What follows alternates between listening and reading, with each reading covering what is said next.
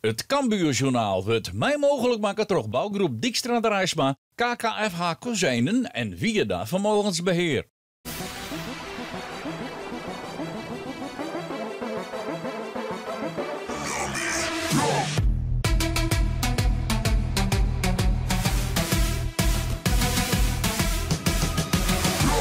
Welkom bij het Cambuurjournaal. De wedstrijd in Vitesse staat op het programma.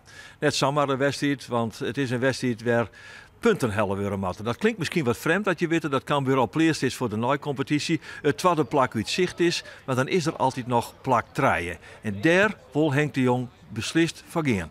Ik kan nog vrij uitspelen. En dan mag we zien of ze heus mogelijk eindigen. Hè. Ik hoop dat er nog een keer gunstige uitslagen binnen.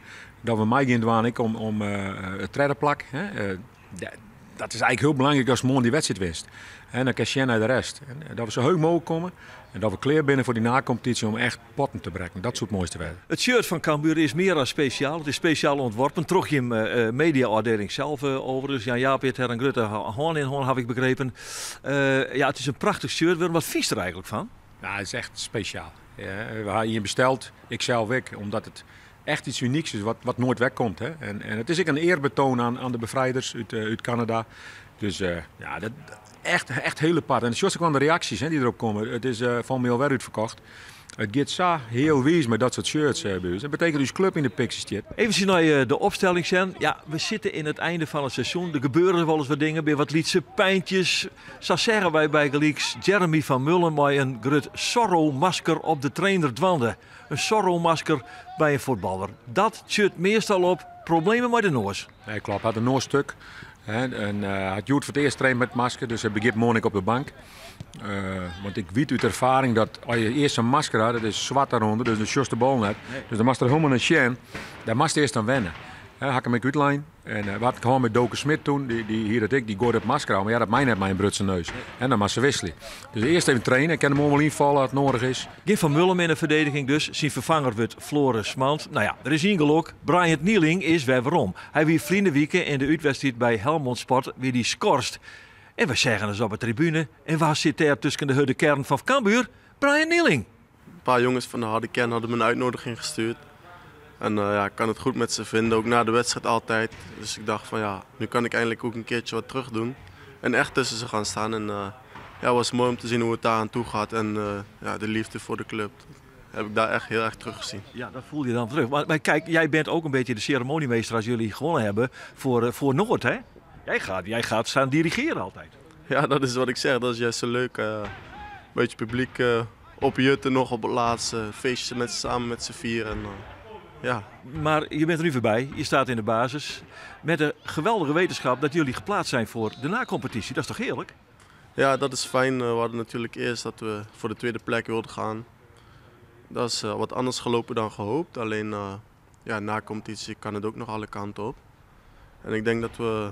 Ja, als we die laatste 3 wedstrijden nog kunnen winnen, gaan we met een goed gevoel de play-offs in. En dan wie weet wat schipstrand. Nieling, hij is dus waarom in de basis bij Cambuur. En het is net de enige wijziging, want Soeren is ziek, wordt vervangen door Kieftenbelt. En Farin krijgt Rulke de Vakkar in de spits. De wedstrijd staat in het ramp van de 80-jarige bevrijding van Ljouwert en het erien van de Canadese bevrijders. Ek het uitvak, de Arnhemmers, Doggen Mei. De spelers komen het veld op onder de klanken van Neil Young, Keep on Rockin' in a Free World. En dit spandoek, Forever Grateful, is vanzelfs ook een tankwoord aan de Canadezen. Mooi om te zien hoe het Cambuur en hoe het Ljouwert 80 jaar na de bevrijding omtinken had. Voor de Canadese bevrijders. De wordt vanzelfs ook gewoon voetballen. Dat wordt misschien nog wel wat vergeten. In alle geval terug Cambuur in de beginfase, want Vitesse is de betere ploeg. Dit is Enzo Cornelissen. Je houdt hem op Siedekin, Pauwels onderscheppen, maar die komt er echt net echt lekker uit. Sterker nog levert de bal weer in en zo houdt Vitesse de druk op het goal van Cambuur. Is dit de eerste shitkans? Ja, dat is hij. Het schot van De Recht die het naar binnen komt, maar Jansen kan pakken. Het is een moeizaam begin voor Cambuur. Dat zorgt dat Vitesse het meeste balbezit had en het meest gevaarlijk is. Hier komen ze weer, de ploeg van John van der Brom. Al rijdt ze de bal kwijt en dan kan Cambuur de vlug uitkomen. Mooi boetenkansje van Nati naar Pauwels. Die komt naar binnen, dan moet je opletten. Pauwels met paas op Rulke en hij hing het. Hij gaat erin. En zo is Cambuur heel effectief. En is het Tony Rulke, de man die de vakka krijgt in de spits. Dat Fortendaleks beleert mij een doelpunt. Mooie voorassist van Nati. Goeie actie van Pauwels. En tik, daar weer Rulke met de punt van de score. Zet hij Cambuur op een 1-0 voorsprong.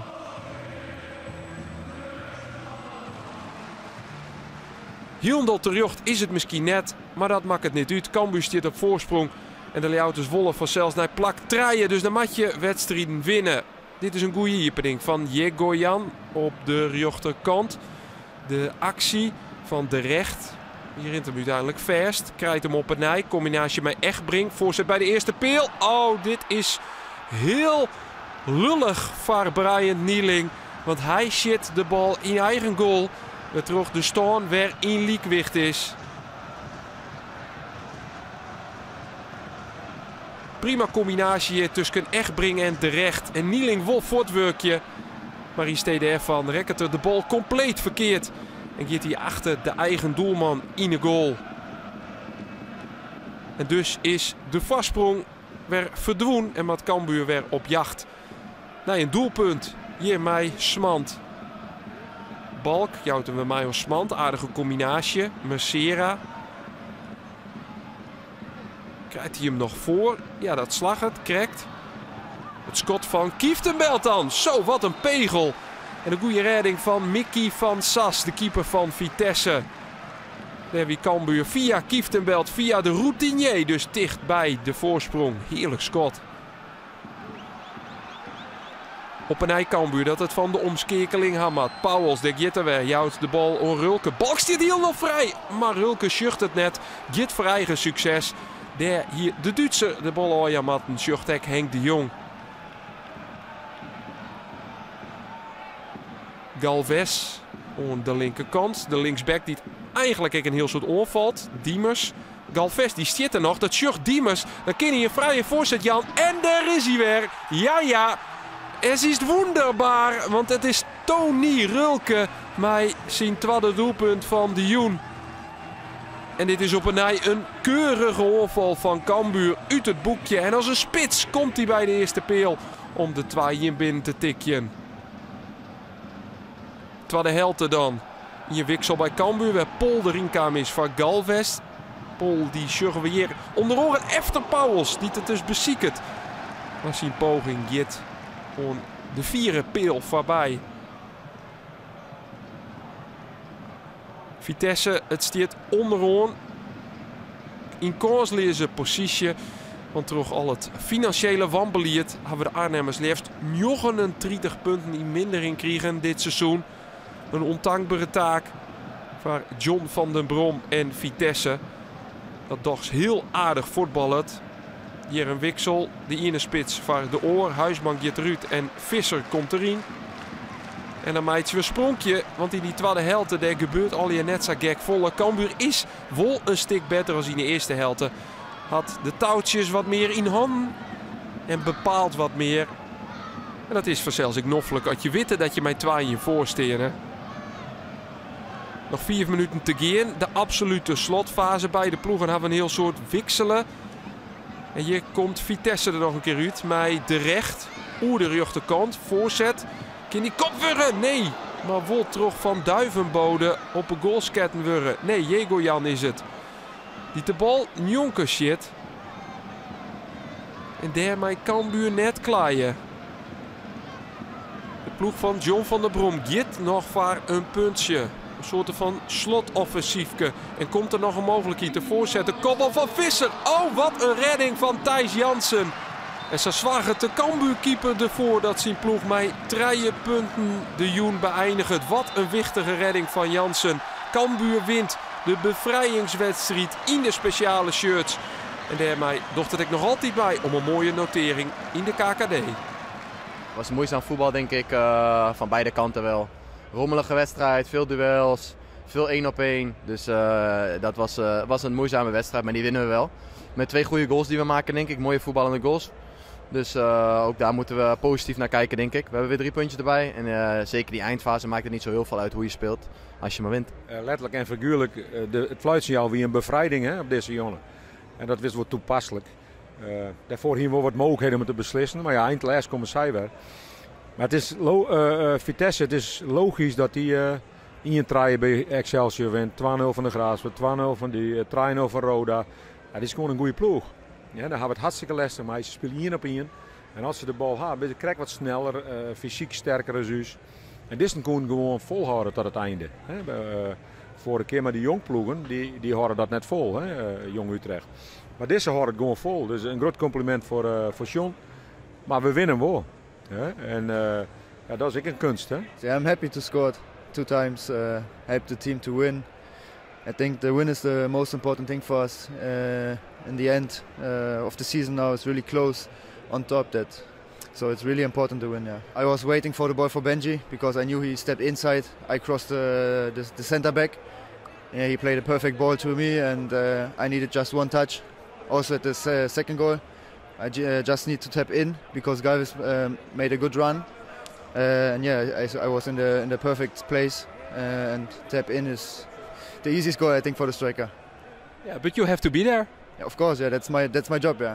Daar kijken wij absoluut naar die 3e plek. En volgende week ADO is natuurlijk een cruciale wedstrijd voor ons. Dan kunnen we een grote stap zetten richting die 3e plek. Dus we moeten zorgen dat we die wedstrijd in Den Haag gaan winnen. En de druk ligt dan natuurlijk volledig bij ADO. Volgende week, want die kunnen nog voor die 2e plek eventueel spelen. Afhankelijk wat Excelsior morgen of zondag doet. Dus nee, wat een hele leuke wedstrijd in Den Haag. Ik denk het stadion zo goed als vol. En hopelijk een vol uitvakje van ons mee. Dan wordt het een mooi potje. Zijt Mark Diemers. En dat wordt het in die wedstrijd tussen nummers 3 en 4. ADO Den Haag en Cambuur. Het verschil is maar 2 punten. Volendam is op promovieren, kan manje kampioen worden van de eerste divisie. En Excelsior had goede papieren voor een eredivisie-ticket. Onderin is Vitesse nog altijd de hikkensluiter. En met al die minpunten zal dat ik net meer verhoren. En zo zitten er toch weer 3 punten in de knip bij Cambuur. Dat plakt 3, dat bloot spelen. En dan moeten ze onder de bak, want na je weekend dan is, jawel, ADO Den Haag de zinstander in Den Haag. Wij zenden die wedstrijd uiteraard uit. En we binnen direct met mij een nij Cambuurjournaal. Na je weekend sneun. Graag ondan. Het Cambuurjournaal waar mij mogelijk maken door bouwgroep Dijkstra de Rijsma, KKFH Kozijnen en Vieda Vermogensbeheer.